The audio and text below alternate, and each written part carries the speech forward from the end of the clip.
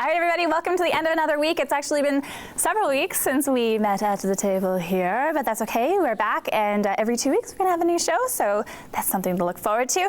Other things to look forward to are some new faces at the table, because we are going to be bringing guests on every 30 with the team, and Willie Plouffe is starting things off. Thank you for joining us. Well, thank you guys for having me here. It's awesome being here at the table talking, be able to shoot the breeze with you guys. It's going to be great. And it is, and you're no stranger to television because you do the Fourth Line Hockey Show on our community-produced access side of things. How long have you been doing that show for? A while. We're coming up to our second year now, which is pretty great. We started off with Mitchell Clinton as when we first started, and Mitch moved on to the Winnipeg Jets, and now I pulled in a couple other guys, my co-hosts. We're having a lot of fun, and I think we've done over 60 episodes, so we're doing a little bit of traveling, having some fun, and all about hockey in the community. All about hockey. You're a hockey guy, you're a hockey family. You got three boys all playing hockey. I hope none of them are goalies. You know what? That's not. I love all goaltenders, all tenders, and you know what? I'm happy my boys are not tenders, because actually I got a great story. My little guy who wanted to be a tender, we put him in the basement, and I took my two big guys and I said, okay, here's like 25 tennis balls. Have it at him hard. And he came upstairs, a little bit upset, and he said, you know what, Dad, I don't want to be a tender or a goaltender. I said, you know what, awesome, that is great. Here we go. Moving on. Nothing wrong with being a goaltender. You know what, it's the hardest position in hockey. You're the last line of defense. You know what, a lot of heat on you. So kudos to all the tenders out there. Totally. Yeah. Just a little expensive on the parents involved. It is a little bit pricey in the pocketbook, but there's great programs out there to help everybody. Awesome. But we brought you on because of your knowledge of hockey. Certainly in the news and Amy in our own personal lives, we're hearing a lot of kickback both ways. We're hearing a lot of violence in the sport coming from the kids, the coaches, the parents. We're hearing the associations fighting back a little bit as well.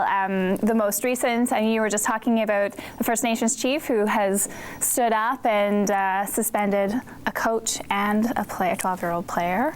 That's a great call. Yeah. He stood up and answered, spoke to everybody, because that incident crossed the boundaries, and that's been going on way too much in Winnipeg and anywhere playing hockey right now, where the parents are getting involved, where players are getting attacked, refs are getting attacked, coaches are getting attacked. That needs to stop. Like, honestly, on our Fourth Line Hockey Show, we discussed that. We had 3 topics focusing on refereeing, focusing on, grow up. Like, honestly, it's a sport. Like, we love sports. We're passionate. Willie, how often does this happen, or how has it been happening? I mean, not saying that I was a big kid in high school, but everyone knows I didn't really play many sports. But Al Foster has spoken up and said, well, there's been a lot of violence when he was growing up in rinks getting rah. Is it a common thing that happens in Manitoba hockey? Or? I think it happens anywhere. We're passionate, right? Yep. And we live and breed hockey, and like a lot of sports, but we're pretty passionate here. And sometimes it gets past the point where you can't control yourself. Like, there's a lot of litigation going on, how we're going to decide what to do with people.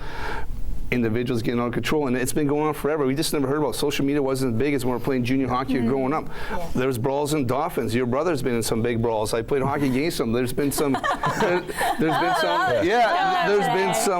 it's also the heat of the moment thing. I think as well. I play slow pitch, and there's at least 3 or 4 games a year where the bench is almost clear, and it's a beer league slow pitch game, right? Where is the protection though for the ref?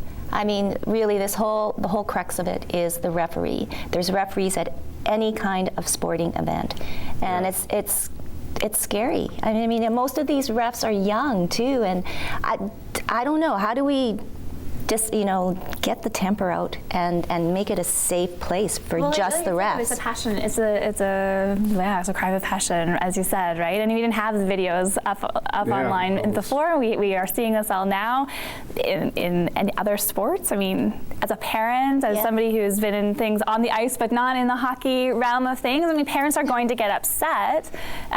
Is it okay to have that amount of passion though? I mean, you don't want to take it out completely. I think the thing that scares me the most about it is how do parents get their kids to differentiate between this is okay because we're in a hockey rink. It's not okay to do this if you're at school. It's not okay to do this if you're in the mall, right? So how do you, don't worry, that murderous rage is fine in the rink, but when you go, to the playground, that can't happen. Like, how a parent might know that, but then how does a 12-year-old comprehend that? Don't. Like, to me, that's, you can't just pull it back. Well, I can kill someone here, but I can't kill someone over there because that's wrong. And it's true. I mean, old school days, right? It says control that temper, but when you're out in the field, because we've done that as It's a game, parents. right? It's just a game, you it's know, what happens- kind of what joke. happens on the field or on the rink is, Yeah. it's like you're justified to do it. Like another incident we should, talk in the talk here is about the one that happened down south in Fargo, where the parents Right. got suspended for 3 years. Like Right. that's a huge topic. And when I was talking to Monty Miller, the president of hockey, the director of hockey at Winnipeg, he said, there's an incident down below in the change room, but what about the 9-year-olds or 8-year-olds are sitting across from them with their door open, seeing 2 adults going at it? How do they feel that car ride home from Fargo all the way to Winnipeg, seeing that? No one wants to see anybody fight, but it happens, right? Yeah. But now in hockey it happens. Of course it's happened. I've been part of it. But on the ice, but off the ice, you're seeing 2 adults, your parents, your grandparents scary. fighting. It's scary. Yeah. That's going to leave an emotional feeling, a stain there, and it's crazy. You say you've been a part of it for a long time and you've seen it for a long time. Is the behavior getting worse, or is it just that are we hearing about it more because the associations are starting to fight back? We've always been pretty, you're telling the guy there's been a lot of hockey fights and that, but you always left it on the rink.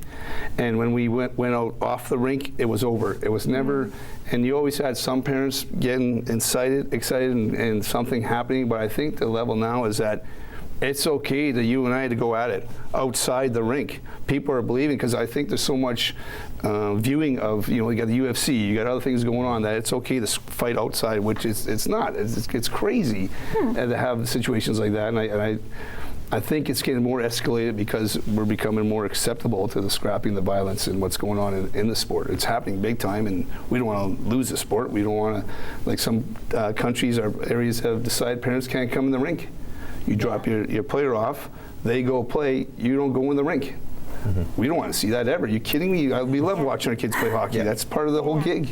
Right. And this sounds bad because I use this term. I say mob mentality, and I'm a person I love hockey. I love watching games and people getting hit, and you do cheer for that stuff. And I watch UFC, and I of course cheer when someone gets smoked. I just do. That's Okay, I part just of don't it. believe that. But no, I really do. And You're like, what kind of shoes are they wearing? The thing is that.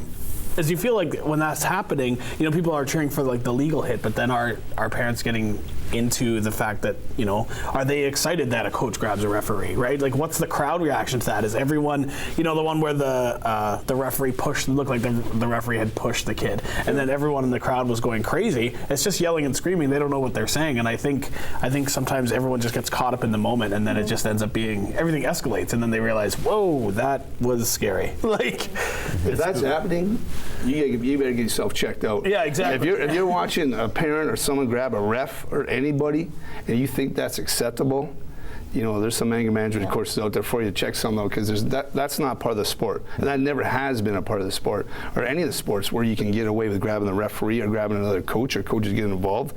That shouldn't happen. That shouldn't happen at all. And if you think that's okay, and you're one of the people out there who think that's okay, man, time to step up and get something checked out, because that is not okay. And I like saying that, because I'm a hard believer in that, because like you said, we talked earlier about the refs. Refs don't make much money. Fort Garry has a great program where the dad or mom can ref with their sibling, and they go through the program together. So they take the reffing courses together. You step on the ice with an adult.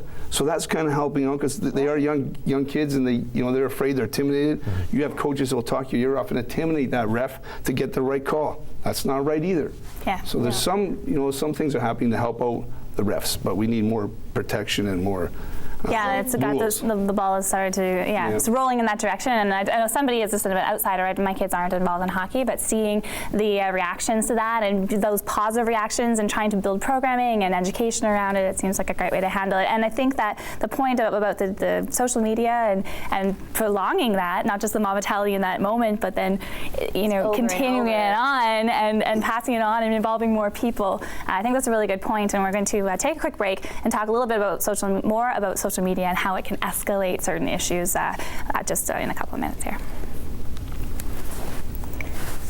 Getting crazy. Yeah, hey, Michael, is that...